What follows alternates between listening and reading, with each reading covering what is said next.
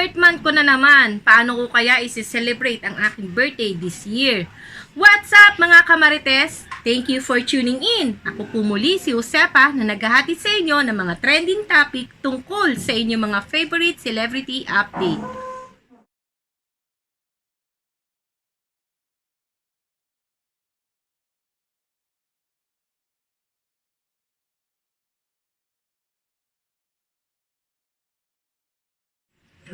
Dahil nga sa pandemic, nalilimitahan na kung paano natin i-celebrate ang mga occasion sa panahong ito.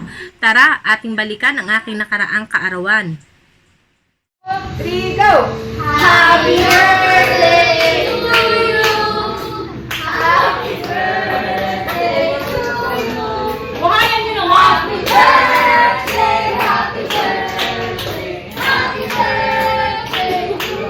One more time! Happy birthday to you! Happy birthday to you!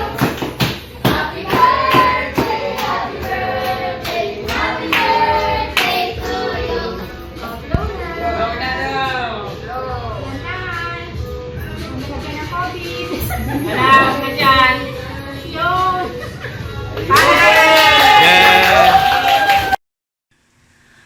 Dahil nga nitong 2020, isa kami, ang aking pamilya, na naging biktima ng COVID.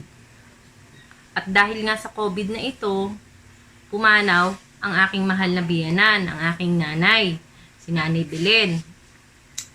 Bago natapos itong 2020, December 2020, pumanaw nga siya dahil nga siya ay nagka-COVID.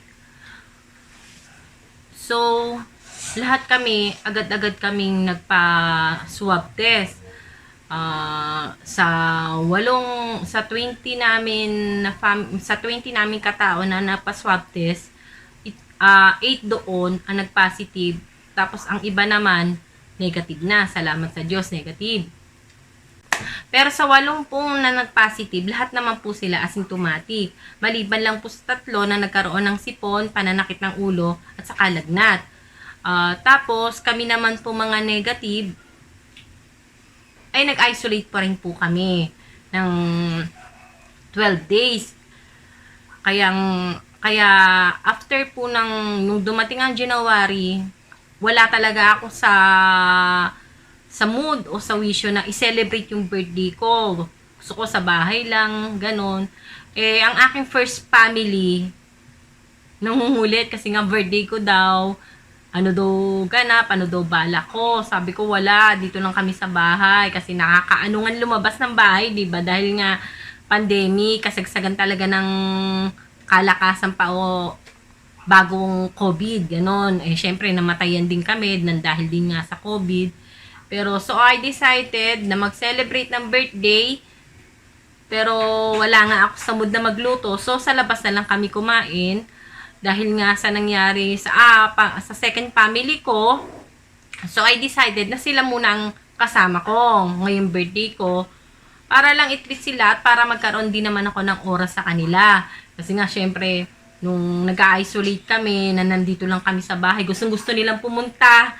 Sabi ko, huwag kayong pupunta rito sa bahay, nag-isolate nga kami, ganyan. Syempre, iniisip mo rin sila, diba? Hindi natin alam kung carrier ba tayo, kaya sabi ko, kayo pumunta rito sa bahay. So, nag-decide nga ako, nag-decide ako na sila ang kasama ko last year, nung aking 43rd birthday. Para magkaroon naman ako ng time sa kanila, mag-catch up na we're fine, don't worry, ganyan. So, importante na celebrate kahit papaano ang aking birthday na sila ang kasama. Okay. O, diba? Kahit papaano, naiiraos pa rin naman. Ngayon taong kayang ito, paano ko isi-celebrate ang birthday ko? Yan ang ating subaybayan. Maraming salamat mga kamarites at sa mga subscriber ko na nananatili pa rin dito sa aking YouTube channel kahit na hindi muna ako masyadong updated o nag-a-update ng inyong mga favorite celebrity, pero nananatili pa rin at sumusuporta dito sa aking YouTube channel. Hayaan nyo, darating din ang panahon na muli akong tatambay ulit sa mga social media upang kayo i-update sa inyong mga favorite celebrity update, di ba? Paano mga kamarites, maraming salamat sa inyong pagsuporta at pananatili dito sa aking YouTube channel. Hanggang sa muli kong video, paalam!